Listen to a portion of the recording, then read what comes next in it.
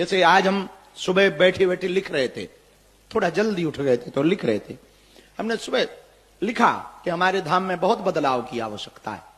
मतलब बागेश्वर धाम पर बदलाव की बहुत आवश्यकता, हमारा तो है नहीं, है तो उसका जो बैठा है मंदिर में। बदलाव की हमारे यहां के सेवादारों की टोन बहुत खराब, बात करने का तरीका बड़ा घटिया है।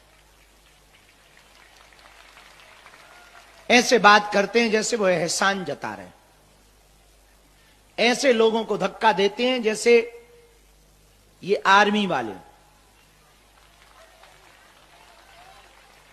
इनकी मानसिकता ऐसी हो गई कि हमारे पीठ देते ही ये खुद गुरु बन जाते। और बात भी सही है, चाय से ज्यादा तो केतली गर्म होती है। अच्छा गजब बात देखना तुम, हमारे चेले हमसे ही नहीं सीख पा रहे कि इनका गुरु कितनी सरलता से जीता, और गुरु के साथ रह के भी हमारे चेले हमसे नहीं सीख रहे। पता है क्यों नहीं सीख रहे? क्योंकि इन्हें गुरु दिख ही नहीं रहा, इन्हें तो गुरु के आसपास का भौकाल दिख रहा। इनकी नजर गुरु पे थोड़ी है, इनकी नजर तो इस पे है कि हमारा गुरु है, पीएम सीधा जुड़ा है, मुख्यमंत्रियों से डायरेक्ट बात होती है, बड़े बड़े सेलिब्रिटी लाइन में लगे हैं, वो इसी में ही फूले नहीं समा रहे कि दे फोटो पे फोटो। मंच पे चढ़ने में ही उन्हें इतना शौक चढ़ा। धाम की स्थिति इतनी विचित्र हो गई चेलों की, पूछो मत। हमारे नाम से कई चेले बन गए, और चेले वहां रह करके धाम पर हमसे मिले ही नहीं, दीक्षा तो ली ही नहीं, सेवा से तो मतलब। आधे सेवादार तो इसलिए नए नए बन रहे हैं कि यहां पर बढ़िया माल पानी,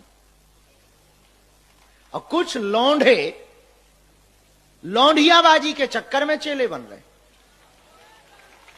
हाँ,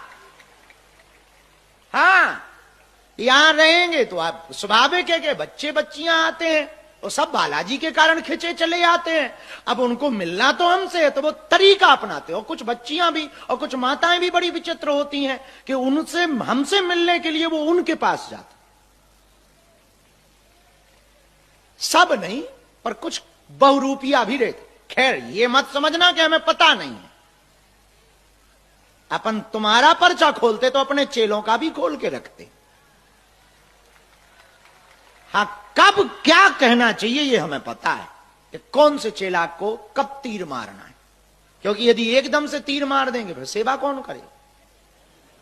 ये भी तो खतरा है। तुम क्या, तुम तो फट्टी फटकार के और अन्नपूर्णा खा के खिसा के लोगे।